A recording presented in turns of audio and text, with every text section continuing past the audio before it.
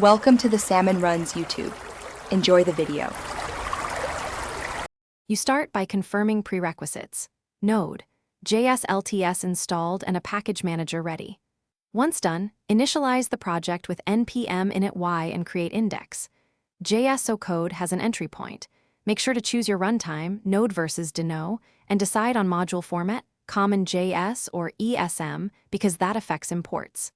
Next, install a minimal dependency like Express or Oak to handle HTTP. These first actionable steps get your backend runnable and testable in minutes. Now build the middle layer.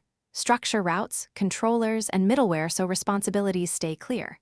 Use async/await for database operations and enable connection pooling to avoid resource exhaustion. This keeps performance predictable.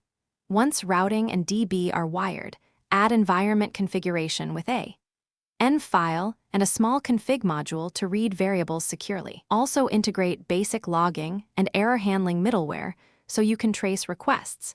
These steps produce a maintainable server that scales. Finish by adding tests, linting rules, and a start script such as node index. JS or PM2 start for production. Once ready, containerize with Docker and set node env to production to mirror deployment. Deploy to your chosen host, then run smoke tests. If things go wrong, check logs first, confirm the process binds the expected port, and validate environment variables. These 3 checks resolve most startup failures. Finally, iterate, refine monitoring, and CI so future changes are safer and faster. Thanks for watching. Consider subscribing if we helped you.